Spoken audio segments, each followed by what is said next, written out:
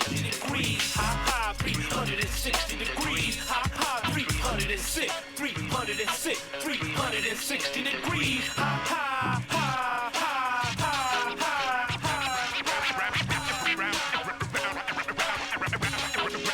Round and round, round we go. To the circle, 360.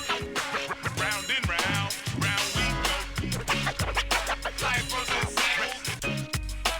Hey, Miyuyam Cho Onam and Namokium to Full Circle, your cultural affairs radio magazine, produced by members and graduates of the First Voice Apprenticeship Program, broadcasting from right here at KPFA in Huichin, occupied Ohlone Territory, also known to settlers as Berkeley, California. And this week on Full Circle, we'll get an update on events surrounding the World Cup. First, a warning and safety guidelines for fans and vendors at World Cup events. After that, we'll get an update on an action to be held tomorrow outside the main arena for World Cup games in the Bay Area, Levi Stadium. Organizers say the U.S. is not worthy of hosting the world's largest sporting event. And then in the second half of the show, we'll hear from First Voice graduate Kenny C. as she speaks with Sammy C. about her film Island Bound, an experimental dance film set in Siargao Island in the Philippines. Then we'll close out the show with some sounds from the Richmond Pride event held last weekend. That's tonight on Full Circle. I'm your host tonight, Freewell and Franklin. I'm coming to you from downtown Antioch. This is occupied Bay Miwok territory. Keep it locked right here to KPFA.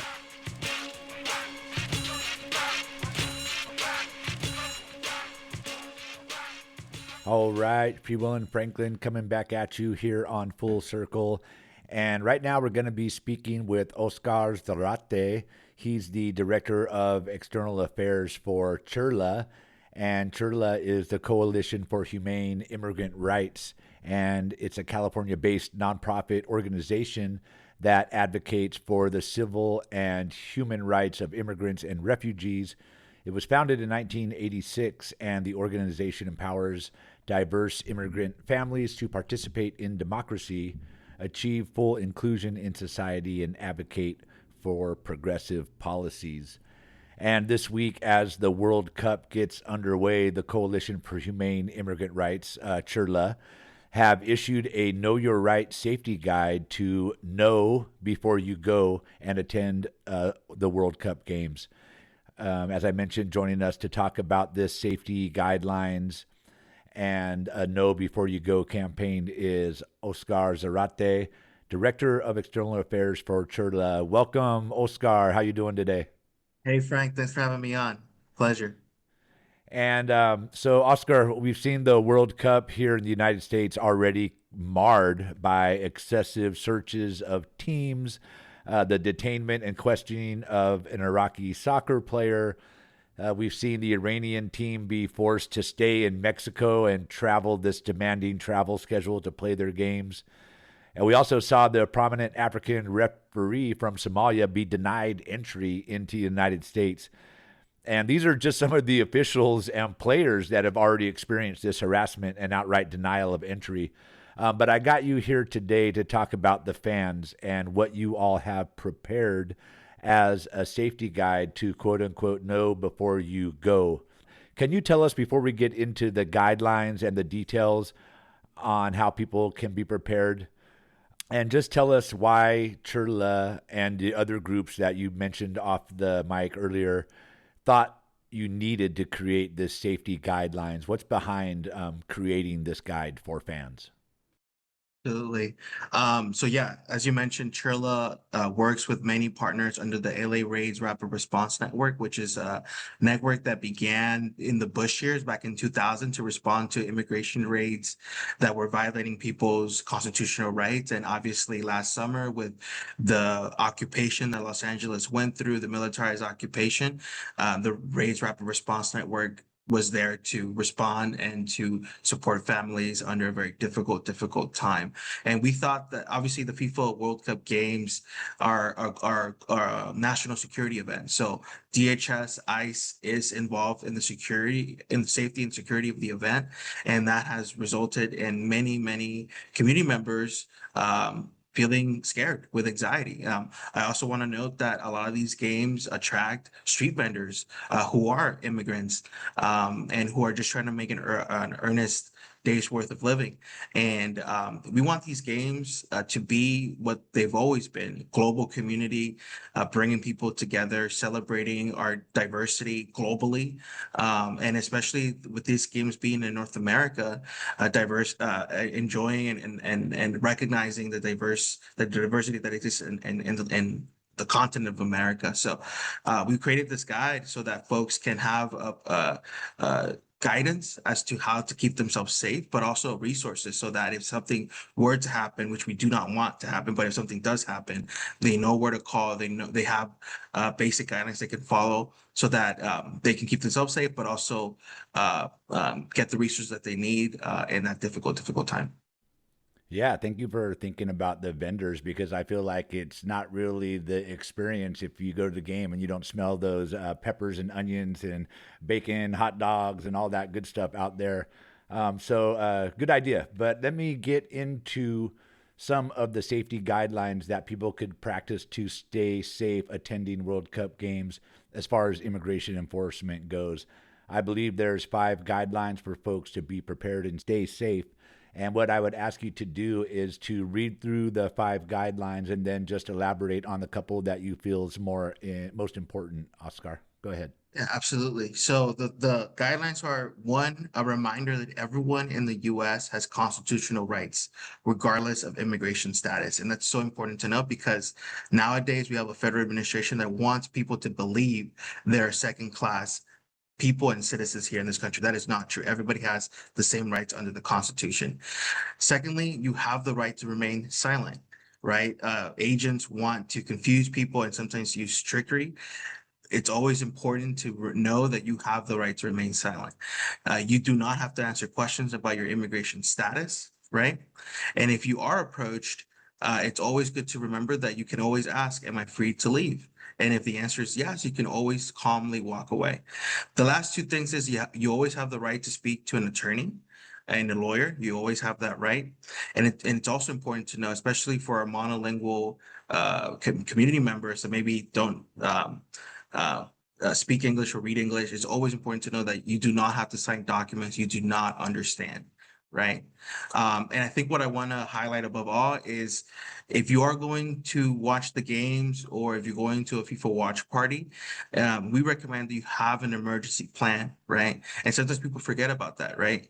An emergency plan where you have all your important phone numbers saved and ready to go, especially having them outside of your phone. I'm a millennial Gen Z kind of in there. And I'll be honest, the only phone number that I remember is my home phone number. The others I don't have as much remember, but it's important to have them outside your phone because sometimes you won't have access to your phone, right? Share your plans with someone you trust so that they know your numbers as well or anything else that's important. Choose a meeting place, right? In case your group separates, which can happen, and especially in these very densely populated events, right? And if you have children or people that depend on you, having a plan for them as well. But over everything else, staying calm and knowing who to call if you need help. Your personal contacts, but we also have the rapid response networks, phone numbers, do you mind if I share, Frank, what those numbers Yeah, are? let's get into that last part because, as you said, we hope everyone remains and stays safe, but there is a possibility that someone may encounter immigration enforcement and may become detained. So, what would someone do if they witness someone be detained or if they are detained themselves? Absolutely. So we have phone numbers for people to call if they see somebody getting detained, or if or if they get detained and their family members can call for them. We have one number for all of LA County, which includes all the city of LA districts: San Fernando Valley, San Gabriel Valley, Antelope Valley, which is 888-624-4752. We also have a phone numbers focused on Boyle Heights in East LA, which is 323-805-1049. And we also have a phone number for folks in the city of Long Beach and in the South Bay, which is 562-245-9575. But the LA County number, that 888-624-4752 number, that covers everything, you know. But if you live in these particular specific areas, we have phone numbers for you. And once you call the line, you can report an incident that you see so that we can activate our volunteers to document. But also, if you're needing of legal services, you can also call that number. And in case people didn't get a chance to write down those phone numbers, I know it's not always that easy when you hear it. Where can people find the Know Your Rights guide and the Know Your Rights information online so they could take a more thorough and detailed look and be fully prepared to be out in the environment of the World Cup games? Yes, we have all this information available on our website, chirla.org. That's CHIRLA.org. And you can, we have a section called Know Before You Go, where we have these flyers available with all the phone numbers there.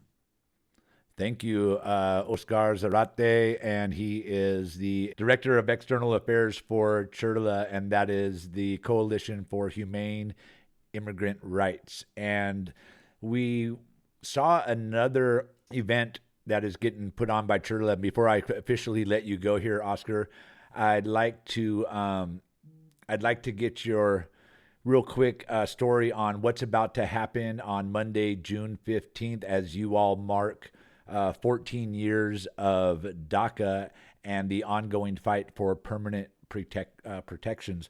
So can you talk real quick about what is happening? It's going to be Monday, June 15th. But also tell us about this attack that we are seeing on DACA recipients here in the United States by the Trump administration.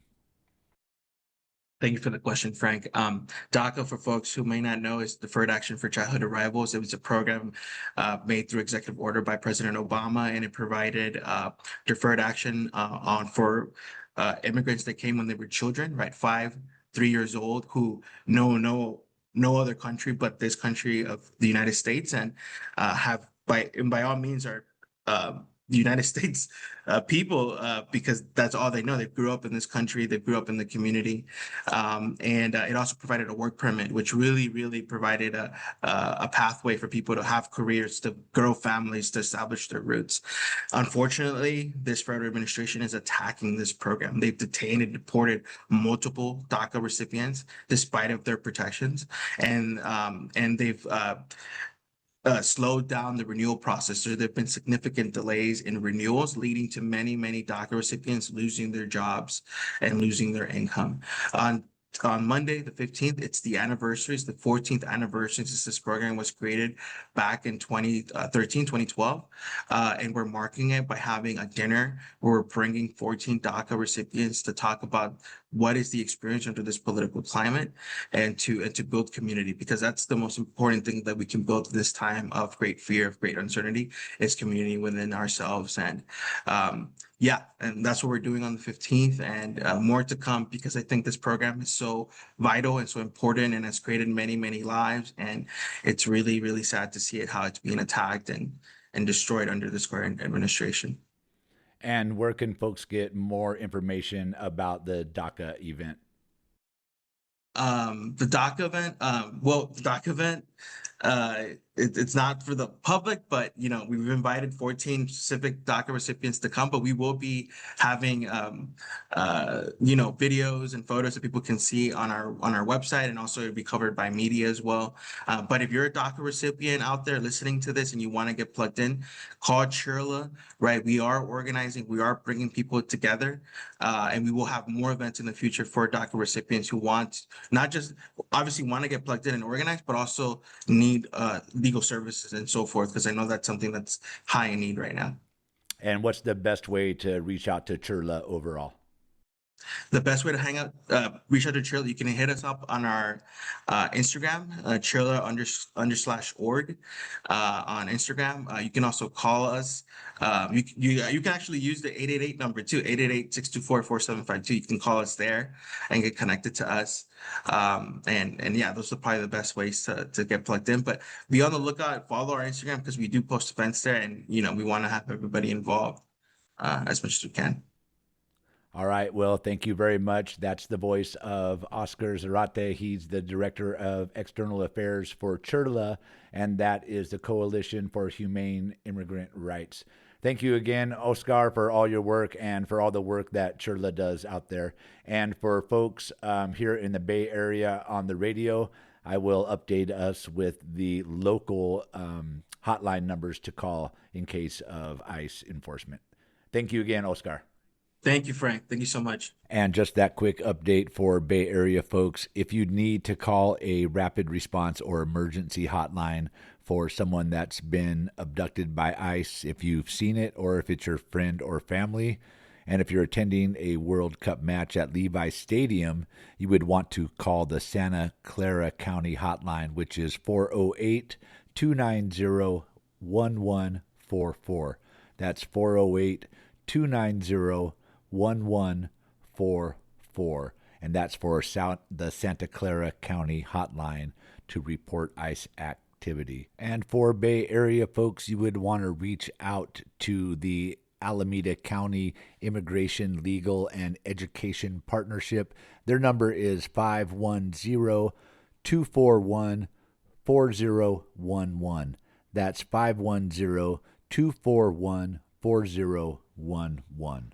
And all these numbers of the Bay Area, which are Alameda County, Marin County, North Bay, West Marin, Contra Costa, San Francisco, all the hotline numbers can be found at the California Collaborative for Immigrant Justice website, and that is ccijustice.org. And look under the resources tab.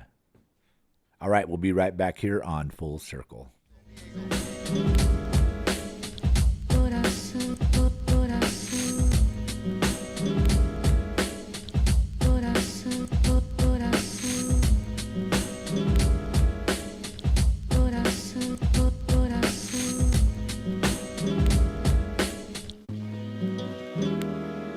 It's 4 o'clock in the morning, it's ice cold storming. The frosted rags frozen over the stove, boiling. Water for the coffee while the baby sister's crying. Needless to say, the baby always wakes the sirens. Patrolling all the neighborhoods, flooded with the migrants. Stepping over borders and fences like a giant. With jobs on consignment, for a low wage, no way. One can work away the whole day with no pay.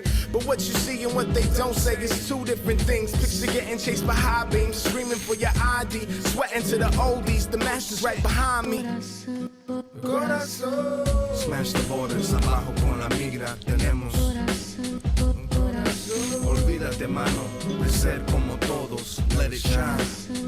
Corazón. Smash the borders, abajo con la migra tenemos. Olvídate, mano, de ser como todos, let it shine. All right, Free Will and Franklin back at you here on KPFA Full Circle. We are part of the Pacifica Radio Network. And next up, we're going to be sticking with the World Cup story, and we're going to be taking a look at the decision by FIFA to actually hold the World Cup in the United States. Tomorrow, a coalition of organizations will be holding a protest outside of Levi Stadium, which is the center of World Cup games here in the Bay Area. And that's Saturday, June 13th. The Black Alliance for Peace organization, along with other community organizations and activists from across the Bay Area, will march to Levi Stadium to launch an international campaign calling for a boycott of the 2026 FIFA World Cup in the United States. And organizers argue that a government sustained by war profiteering, mass incarceration, and migrant repression while supporting a genocide in Palestine and military aggression abroad should not be rewarded with hosting the world's largest sporting event. And demonstrators call on fans, athletes, civil society organizations, and governments worldwide to reject the use of the World Cup as a vehicle for normalizing war, militarism, political repression, detention, deportation, and impunity. Joining us to talk about this action tomorrow is Bernie, and she is of the Black Alliance for Peace.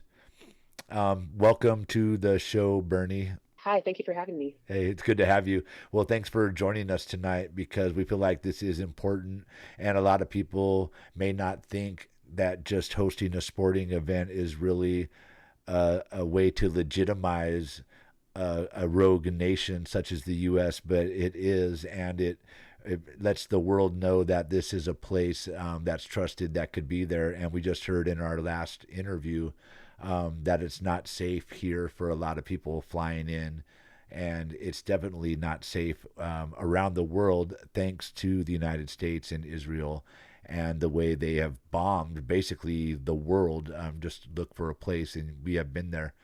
But let me get you, Bernie, to talk about why this action is so important, and talk about your coalition of folks and what you'll be doing out there tomorrow.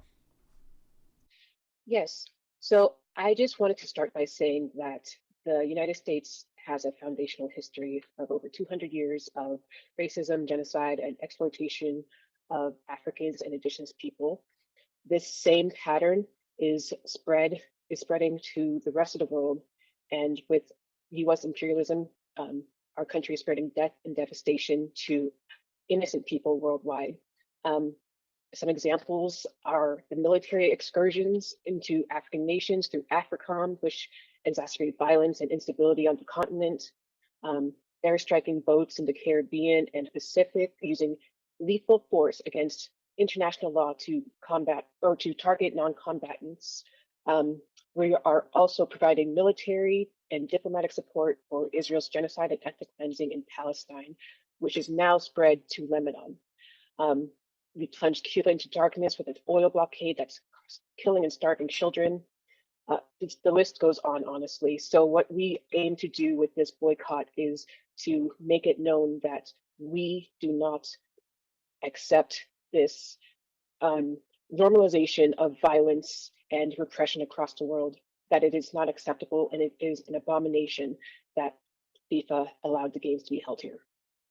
And kind of talk about how that works when a world organization decides to hold this huge event that people come from around the world in a country such as you just mentioned, the United States. With all that we're doing around the world, we've killed people from many of the nations that will be in the games. So talk about how that works and how like FIFA or something would choose a country like the United States. I was not in those meetings, but I wish I was, as a fly on the wall, because that is something that I wrap my brain around every day. I honestly think it is about profits. As far as I know, millions of dollars are projected to be made through this event, and the thought of making money supersedes the thought of making sure that citizens of the global community are safe. And just in my mind, I started thinking, like, where is a country that you could hold this that has not helped out in some form or way in destroying parts of Palestine and Lebanon, Iran, and all the other countries where Western powers have put their boot down on the necks of people. Well, before we get too far off into that, let me ask you to tell folks what is happening tomorrow at this kickoff. Where will you all meet, at what time, and then what's the plan as you march to Levi Stadium? Yes, so we will be marching to Levi Stadium on this Saturday. The location we plan to meet at is 2800 Mission College Boulevard in Santa Clara, and we plan to meet at 11 a.m. And as for parking, we suggest parking near AMC Mercado 20 on 3111 Mission College Boulevard. Let me know if you need me to repeat any of that. No, that's all right, because we'll get a little update on where people could find that information. So the plan is to meet at that location at 11 a.m. and then will you rally there, have some speeches, and then march to Levi Stadium? What's the plan after everyone gathers? Yeah, so we will gather and have some speeches regarding this event and just how unconscionable it is. Then we will march to the stadium um, and continue speaking from there. And this is really an opportunity for different coalitions of people to gather and make it known that we see each other and that we can work together to make sure that we build a world, or we work to build a world where situations like this do not happen. Situations being the United States or countries that are committing grievous war crimes are holding international events. Definitely, definitely.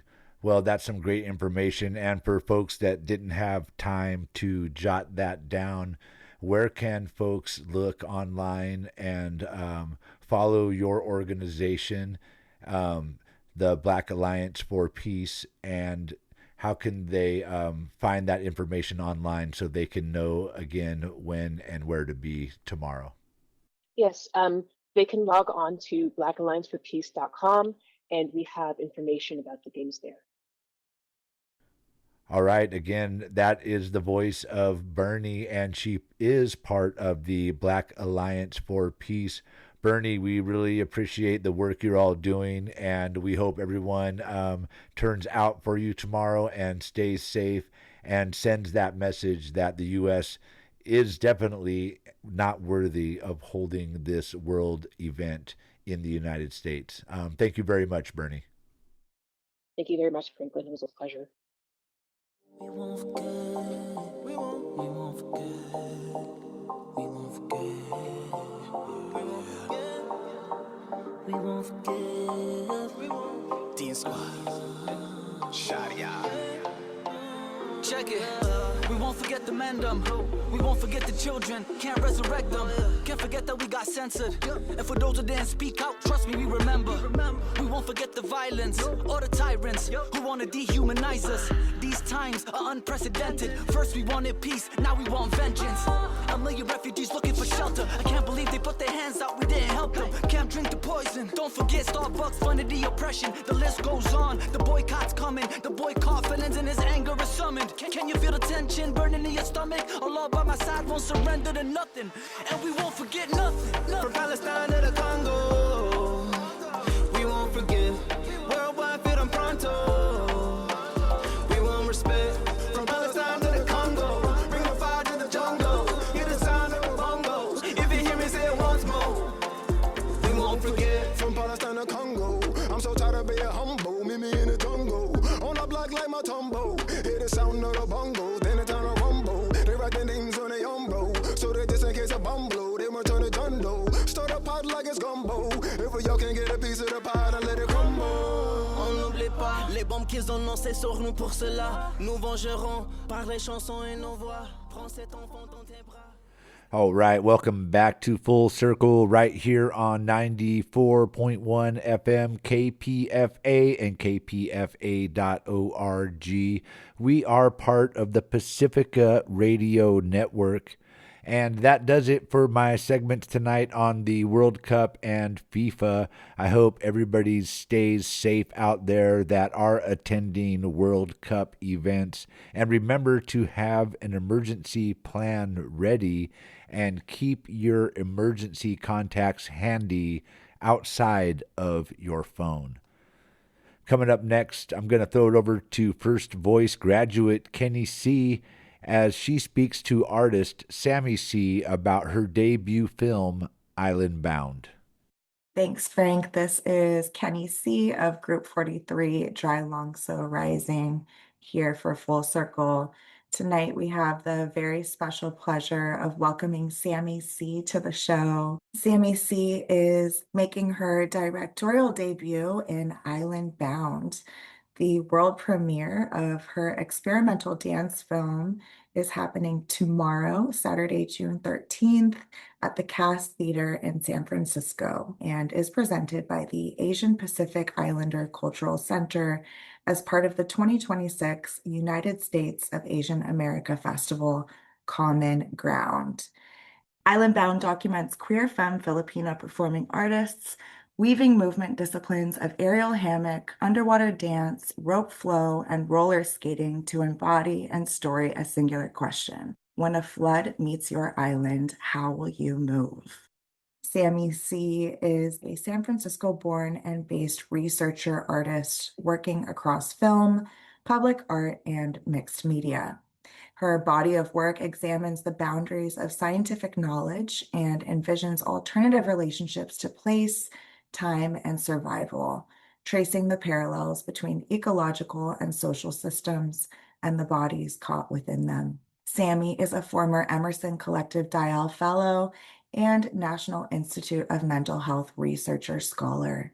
She has been a collaborator and featured artist in Asian Pacific Islander Cultural Center's United States of Asian America Festival since 2016. Welcome to the show, Sammy. Hi, Kendall. Thank you so much for having me. I'm so happy to be here to talk about this work and to chat with you today. So, congratulations on your directorial debut with this film. Congratulations on the upcoming world premiere. I just have to ask you right off the bat, as a mixed media artist, what inspired you to jump into film? Thank you for the congratulations. Yeah, it's meant a lot to be able to work on this film project. My background prior to getting into filmmaking was as a visual artist, a muralist. I do a lot of public artwork and installations. And across all of my work, one thing that I really stay true to is wanting to create embodied experiences that help people shift their frame of mind from thinking in the head to feeling in the body. And over the years, it's pretty common for an artist to have a deep need for experimentation and have a need for different mediums to meet them at different times of their lives. And I have been really lucky to be surrounded in a community of incredible filmmakers who showed me and taught me that painting a painting is not that much of a different process than making a film. Of course, there's different methods and planning strategies and storytelling measures, but there's something playful and joyful about taking ideas and concepts you've worked with for a long time and expanding into new mediums. So, film for me, I approach it like a painting. I'm really looking for creating expansive and beautiful portraits of the places that inspire me or the places that are holding me. And in this case, for this project, that place was Siargao Island, where I was working as a researcher artist and really living in the place, learning about the ecology, learning about the history, and getting to know the landscape through the plants, the waters, as well as the beautiful and amazing people that are there. And being able to tell those stories of the place and the people through film is really powerful. It's really sensual, and it's a way to embody and experience the beauty and also the conflicts that this place is going through right now. You say that you are approaching the process similar as you would a painting. I've seen the trailer and it feels very much like a moving painting, the way you have put it all together. It's truly beautiful. Let's get into talking about the film.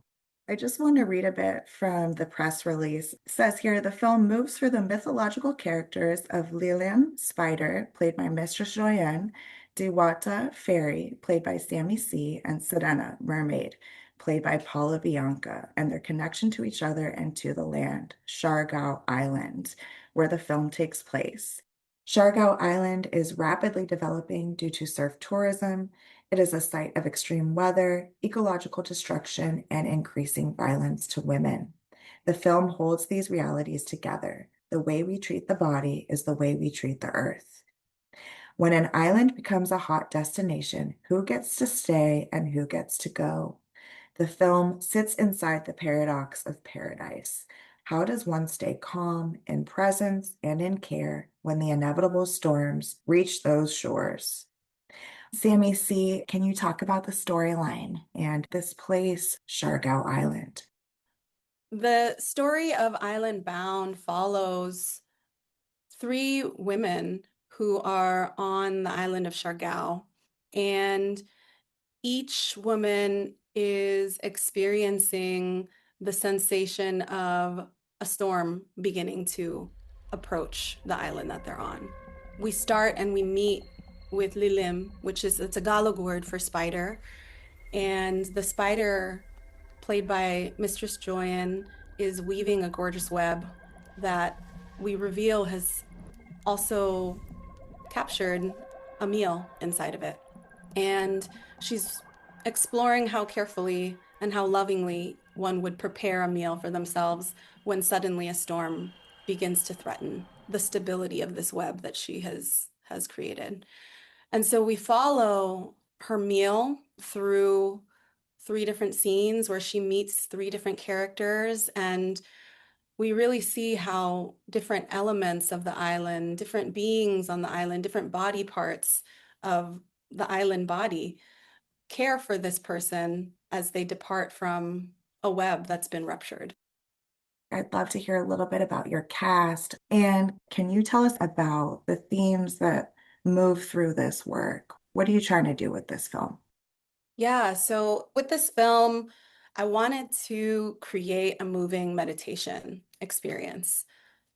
I wanted my cast to be both in meditative relationship to their unique crafts, this incredible cast of performing artists from Spain, from the US, from the Philippines, are all holding really unique styles of dance. Myself, I'm a roller skate dancer. My castmates are internationally celebrated champion pole dancers and aerialists, and they're performing these unique dance styles in the air, in underwater environments, on the island next to the natural features of this beautiful place. And so seeing these sort of unique styles of movement alongside the beauty of this gorgeous landscape, the mangroves, the curves of the trees where they meet the shore, I really wanted that to be a meditation that brings people into the feeling of their own body in parallel to the sort of idealized image that we get, an idealized feeling that we get when we think of an island. And so as the film progresses and the dances continue, you start to see and you start to feel that even though it's a beautiful landscape, not everything is as it seems. And underneath the surface and underneath the skin, there's something a little bit more mysterious and more haunting. Each of the artists choreographed their medium to one specific prompt. And that prompt was, when a storm meets this island that you're on, how are you going to move? And each of them took that in their own direction to explore the sensations of control and not having control, to explore the sensation of grief and loss that comes with losing places that you love. And sometimes the anger and just deep feeling of, wanting revenge on folks who have created the conditions that are bringing these storms to our shores. So the storms are physical, they're real. It's climate disasters that have hit this island of Siargao. Typhoon Odette at the time was one of the largest typhoons to hit landfall, and it completely decimated this island. And the island and its people had to work hard to restore it. And in its restoration is both a new opportunity for more people to enjoy the beauty of this place and sort of the double-edged sword of the tourism industry that developed that's now driving the economy of this place and impacting the environment, impacting the economic futures of people and the ecosystem as a whole. So this film and the performance of the live score is really getting people inside of that experience of paradise not being everything that it seems on the surface, and getting into the movements and the layers and the feelings and the textures of, what's really going on underneath the skin of an island. And it's a beautiful journey that you'll just have to come and see for yourself. But really, the story is about overcoming the challenges that meet us unexpectedly and finding resilience and community to, beyond just survive, envision a more strong and cohesive ecosystem for a future on our islands. Beautiful. Let's talk about the listening party. You're having your world premiere tomorrow night, Saturday, June 13th. I know you all have been putting in a ton of work to get to this point, and it's all just about to come to fruition. So let's let folks know, where are we going? When are we going? What are we expecting? It is going to be a beautiful night at Cast SF Theater. That's in San Francisco, 447 Minna Street. Saturday, June 13th. The doors open at 5:30, but the show starts at 6:30, and it's going to be really special. So get there on time. We have some surprise performances happening. And then at 7:30, we'll have a artist dialogue with myself, the producer, and the musicians who are part of the show. We're going to talk about the work and share even deeper sort of behind the scenes of this production and what it was like. So I hope you can join us. It's going to be beautiful. And we will be blessed with the gorgeous sounds of Pinay Voltron. They are a 8-piece instrumental band based both in the Bay Area and LA. And they are going to play the original film score that they made for this film live with the visuals, plus some extra jamming and vibing and singing, especially for this world premiere. So it's really special to have so many talented Pinay creatives coming together for this major collaborative expression, especially during Pride Month, when we want to celebrate all of our queerness, our identities in ways that bring us together in celebration. That's again at the Cast Theater, 5:30 tomorrow night, June 13th in San Francisco. Sammy C, congratulations on your directorial debut. Congratulations on the film. Thank you so much for speaking with us today. Is there anything else you wanted to let folks know? I just want to say that in a time that feels unpredictably wild, being together with the medicine of music and the medicine of art and nature is both a joy and a privilege and a duty.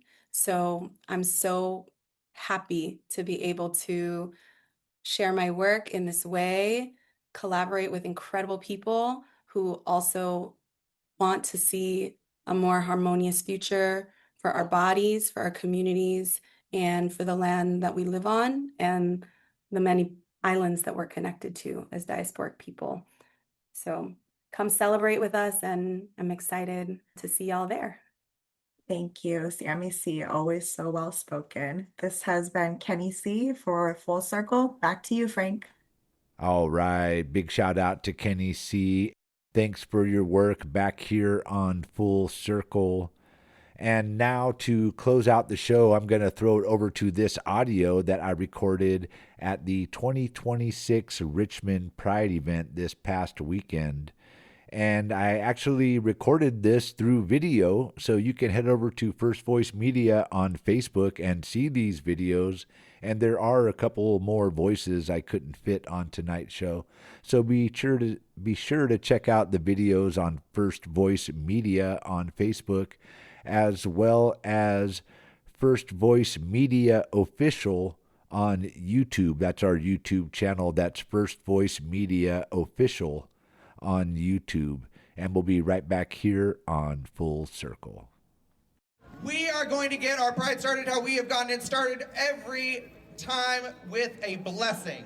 And this is not a blessing just from anyone. This is a blessing from the Sisters of Perpetual Indulgence. The Sisters of Perpetual Indulgence have been around for many, many decades, helping the LGBTQIA+ community, especially those who have been affected by HIV and AIDS, and tried to make sure that they are not alone, that they have community, and that they are never going to be forgotten, even when they are gone. So, we have a lot of love for the Sisters of Perpetual Indulgence, so we're going to hand it over there to them and let them open our Pride with a blessing. Thank you so much. Hello, gentle sentients. I am Sister Venus Sinfers. This is my daughter, Postulant Persephone. And we are so honored to be here today with all of you. We will start with a land acknowledgement, Sister Persephone, please. We acknowledge that today's celebration is happening on the unceded homeland of the Ramaytush Ohlone people. As uninvited guests, we affirm their sovereign rights as First Peoples, and we offer our respects to the ancestors, elders, and relatives of the Ramaytush community.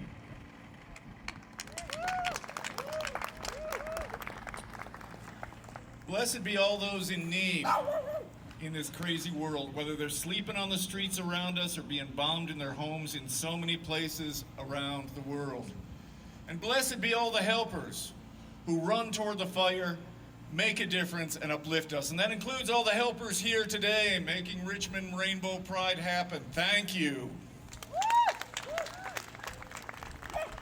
Blessed be our LGBTQIA+ community, and especially our trans brothers and sisters who are facing so much horror right now. We stand together, we are not getting erased, we're not going anywhere. Blessed be all those who come here from other places looking for the freedom and dignity America is always crowing about. And the hell with those who try and divide us with lies and hate. We are not that stupid, are we? Yes. Yes, we're not that stupid. Not yes, we are that stupid.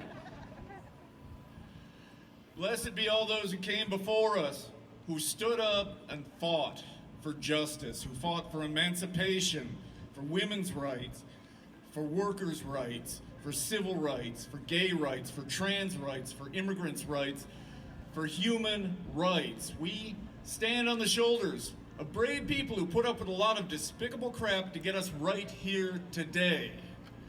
And it's too bad we are still having this struggle, but the struggle is continuing, so let us find our joy in the struggle. Finally, blessings to all of you for coming out here and reminding us why we're here, who we are, and that we are not the ones who are messed up in the head. By the honor vested in me by the order of the Sisters of Perpetual Indulgence Incorporated, everyone please, amen. Amen. Our women. And all the rest of us. Thank you so much. Have a wonderful day. All right, people in Franklin here behind the camera, and we are at the 12th annual Richmond Pride. That's Jamin. He's one of the organizers of this year's event. Well, first of all, tell me how you're feeling today. And I know the parade started a little earlier, but how's it been going today so far? So my name's Jamin. I'm the chair of Richmond Rainbow Pride, and things are going really great, really well. We have been bringing people together for 12 years now, and the turnout's been really great. I think people recognize that we're under a different regime than last year, and so that was what plays into our theme this year, which is Richmond Unerased. It is about trying to make sure that we don't allow for the LGBTQIA community, for our history to be removed, erased, forgotten. We want to make sure that we are giving all of our elders their flowers while they're still with us, and making sure that we are also lifting up their names so that they'll still be with us in our hearts and our minds going forward. Well, talk a little bit about the history out here, because as you mentioned, the new Trump regime 2.0 here has really put the screws down on the LGBT community, especially the trans community in particular. Talk about some of the history of Richmond and why it's so important, as you said, that we will not be erased. Well, so like everybody knows about Stonewall. People know about the what happened in San Francisco, but what they don't know about is that LGBTQIA people, we are everywhere. We are in every community. We are black, we're brown, we're white, we're native, we're all of the different communities. We are as well from all over parts of the world, and we have our own homegrown heroes here in Richmond. Why that's so important is that we want to make sure that like it can't just be the big names. It's got to be the small contributors to our community. People like Dwayne Chapman, who he helped people during the HIV and AIDS crisis, who was one of our founding board members, but he's no longer with us. But we need to make sure that we continue to say his name and continue to remember him. We need to make sure that we are saying it for all the people who have been victims because of their identities and people who have been doing good work in order to be able to help their identities. We want to make sure that everybody is feeling like they have community, because this is what the new regime wants, is to make us feel alone, make us feel isolated, cut off, and unsupported. We're here to do exactly the opposite. Make sure that you are connected, you have community, you are supported, and that you are loved. Talk about some of your favorite highlights that are happening today, or some of your favorite booths that are out here. Well, my favorite highlight is always the parade. I just love being able to get people moving for Pride, because it's one thing to show up to a Pride and you get to hang out and have fun, but it's another to actually make sure that we're visible in the streets.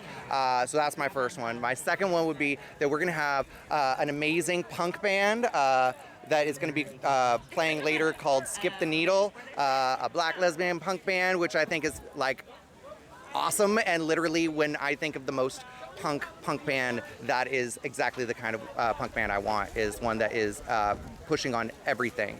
And as well, I think my favorite booth probably would be a brand new one. It would be, and I'm going to screw this up, Juntos Podemos. They are a local coffee roaster and queer-owned company that are here in San Pablo, and I think that they're just like, I love people who are so passionate that they're like, I'm going to start a business and I'm going to do it with my partner, because we love what we love and we love who we love, and we want to make sure everybody knows how much love there is, and we're going to serve it one cup at a time. So I don't know, I think they're awesome. That's good. That's good. All right. Well, what if folks want to get involved with helping out with the next year's parade or next year's Pride event? How could folks follow up with you or the organizers and get involved even throughout the year? Well, so while June is our big event, we also do other events throughout the year. We do like just getting together for drinks. We'll do First Fridays, things like that. But the best way is, one, go to our website, which is richmondrainbowpride.org, and sign up for our newsletter. We have a newsletter that we send out that has different events that we try to drive our community towards, whether they are LGBT events or whether they are, everybody else events, and we are going there to be in group together. As well, follow us on Instagram at richmond.rainbow.pride. That's where we'll show all of our events as well as our drag story times that we do here in Contra Costa and Richmond, at the library, multicultural bookstore, and around. All right, Jamin, thank you so much again, and thank you for such a beautiful event and all the work that you put into making this happen. Thank you. We really appreciate you coming out. I really appreciate especially you holding it up for your cousin. And, honestly, we need to make sure that we are working to give justice to those who have been taken from us and make sure that their memories and their names are never forgotten. And so, thank you. Thank you. I appreciate it. Thank you very much. All right, Free Will and Franklin, we're still here at the 12th annual Richmond Pride event here in the, it's a beautiful civic center here in the Richmond City Plaza, and ran into the mayor here, Eduardo Martinez. How you doing, Mayor? I'm doing fantastic, and it's a beautiful day. Yeah. Well, talk about this beautiful event you're all having out here in your civic center. Well, we used to have it at various parks, but I think this is the perfect place for it because it shows that the city is centered on all kinds of rights, rights for everyone. Yeah, definitely. I see in the background. I don't know if it's in the camera. It's kind of hidden behind the tent there, but the Progress Pride flag is flying. Talk about the city raising the flag, and how that reveals to the community that you, like you said, are in full support of the LGBT community, and how important it is. Because I feel like a lot of people, whether they criticize a flag that's not the California flag for whatever reason, or the United States flag flying, or a special interest group, but talk about what it really represents and why it's important for the city to raise that flag. Yeah, well, if you notice, all the flags on that pole are flags of liberation. We have the LGBTQ flag, we have the Juneteenth flag, we have the California flag, and at the top we have the Palestinian flag. So we're here to support all rights, and it's important that people know that Richmond is inclusive. We don't shun anyone. We want everyone to feel part of the community because they are. And then, as you mentioned, the Palestinian flag is still up there. Just to mention briefly, I know you faced some recent backlash for one of your comments, but people tried to remove you. Obviously, you're still here. How are you feeling? I know the genocide in Palestine is continuing. We've now moved on to attacking Lebanon and Iran. So talk about the importance of still recognizing that the Palestinian flag's flying here and they're still fighting for their liberation, as you said. Yeah, I mean, it's an example of resilience. Since even before 1948, they've been trying to keep their space, keep their homes. And even though a lot of them are losing them, they're not losing sight of their homeland, the place that they were born in and grew up in, and eventually it will be returned back to them. All right, well, Mayor Eduardo Martinez, I'll let you go around and mingle with your community. It was good to see you out here. I appreciate the work you're doing out in Richmond, and thanks for raising those flags. I appreciate it. Okay, my pleasure. And thank you for being out in the community and showing the rest of the world what the Bay Area is all about. Definitely. Thank you. Thank you.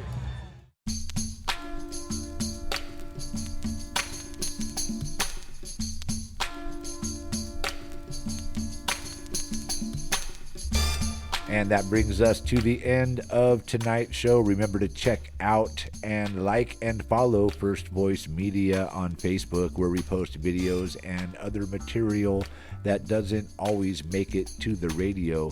We also post our videos at First Voice Media Official on YouTube. That's First Voice Media Official on YouTube. Shout out to the Full Circle crew, Miss M, the executive director.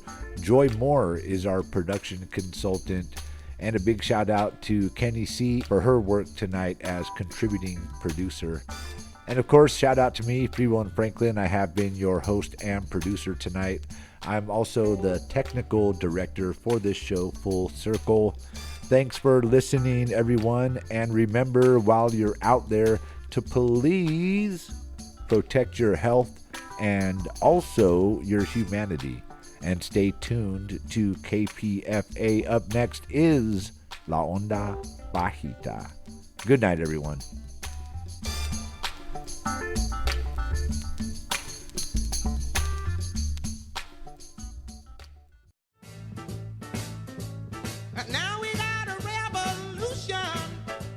Retired professor, author, and former militant Bill Ayers. I really am grateful to KPFA, and I want to remind us that in a time when the public is being eclipsed, when the public is under attack, when anything that smacks of the commons is somehow suspect, we should respect and love places like this, and we should respect and love KPFA. Because we need places where we can gather authentically and talk to one another authentically, honestly. To me, the fact that we have this space, the fact that we have each other, there's a lot of talk about what are the guardrails? We're the guardrails, and there are no other guardrails.